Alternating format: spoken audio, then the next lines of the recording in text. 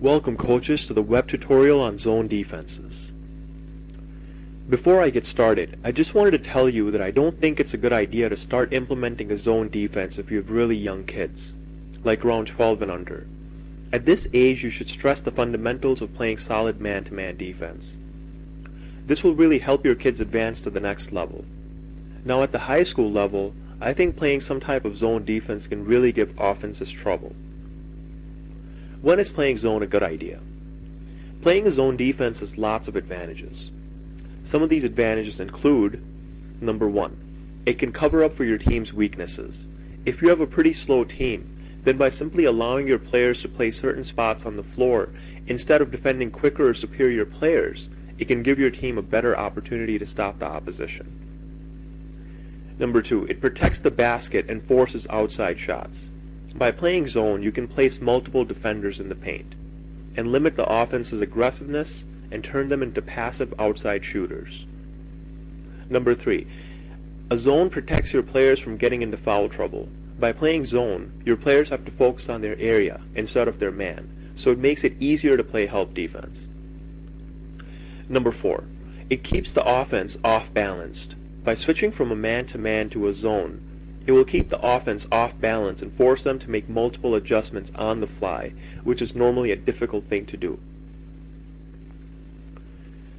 Okay, so what are some of the when is playing a zone a bad idea? What are some of the disadvantages? Some of the disadvantages include, number 1, if it's late in the game, you don't want to play a zone, especially if your team is behind. You simply won't get enough on-the-ball pressure, and the offense will be able to eat up the clock. Number 2, there will be times when your opponent is just on fire from the outside. Then you really want to focus on contesting every shot by going man-to-man and switching out on perimeter screens. Number 3, one of the main problems with zone defenses is that the boxing out assignments aren't very clear, and it normally yields to multiple offensive rebounds and putbacks. If you see that your team is simply getting terrorized on the offensive boards, then you should switch to man-to-man. Okay, so now that you know some of the advantages and disadvantages of playing zone defense, let's look at some of the rules for playing zone defense. Whether you're playing a 2-3 or a 1-3-1 or whatever else, there are a few constant rules that you must keep in mind. Number 1, deny the ball from coming inside. Try to keep the ball outside. Don't allow the ball to enter into the heart of the defense. If the ball gets there, there are just too many bad things that can happen. Number 2, talk on defense. This is true even if you're playing man, but it's especially needed when you're playing a zone. Your players need to be vocal, talking to each other, telling each other if an offensive player is on the right, left, or behind them, if screens are coming, if players are cutting through, and such things. All of these types of things need to be communicated. Number 3, stay on the balls of your feet. Your players must maintain the proper defensive stance at all times, even if there isn't anyone in their area. It's very important that your players don't get glued to the ground. They must move, be active, and be able to quickly adjust their position. Number 4, active hands. Your players should have their hands out and up at all times, trying to limit the passing angles and lanes, making it as difficult as possible for the offensive player to make a pass. Also, having your hands out lengthens and widens your defense, limiting the amount of space the offense has to work with. Number 5, proper rotations. Your team must be able to rotate and play proper help defense. If your team is slow and late in their rotations, they'll get eaten alive. Number 6, be smart. Know your opponent. If you know that the other team has a hot shooter, don't leave him. Adjust your rotation so that you can easily contest their shots, not giving them wide open jumpers. Number 7, trap the corners. Take advantage of the baseline and sideline out of bounds and trap the offensive players in those corners and use your spacing and rotations to intercept the pass. Okay, so now that you know some of the rules of playing zone defense, let's take a look at some of the most common and effective zone defenses you can play. The first one we want to show you is the 2-3 zone defense. The basic formation is your 2 guards up on top, your center near the basket, and your 2 forwards on each sides, as shown in the diagram in front of you. Now, When the point guard brings the ball up court, either purple 1 or purple 2 should step up and pick up the point guard as he dribbles up towards the three-point line.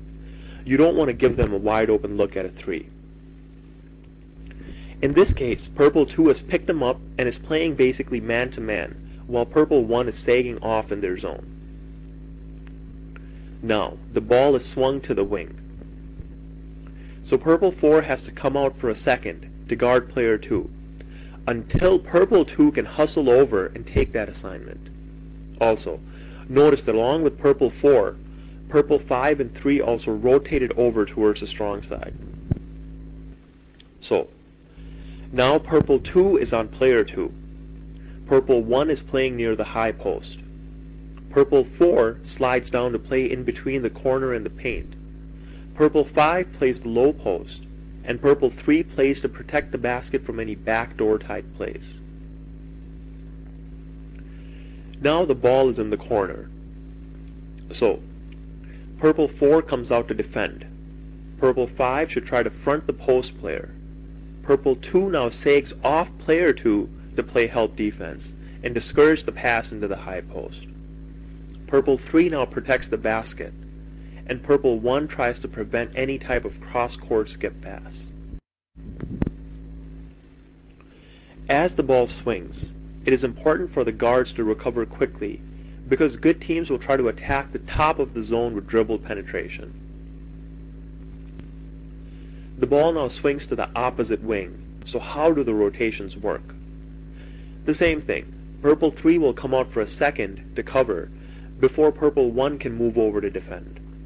If you notice, the guards are playing the 3 offensive players on the perimeter with help from the forwards. Now notice the highlighted area. Most of the times, teams will place a person in that short corner, also known as the Russian spot. It can be a tricky spot to cover if you don't know what's coming. It's tricky because purple 3 was just out near the three-point line covering player 4. So purple 3 had to leave their area of the court uncovered. That's why it's important for purple 5 and purple 4 to be very alert and aware. So, because our players were alert and aware, we were able to trap red 5 as soon as they received the pass. Okay, let's say that the ball is swung, and they try to get the ball in the corner instead of the short corner. How will the rotations work? Again, we should trap the player in the corner, and purple 5 should try to deny the pass to player 5 in the post. He shouldn't simply play behind him. This will make the pass from player 3 very easy. Purple 2 plays the passing lane back to the wing player. Purple 5 fronts the low post. Purple 4 looks for the cross-court pass or the lob pass, and looks to intercept it. This is basically the mechanisms of running a 2-3 zone. Now let's move on to the 1-3-1 zone defense in the next video.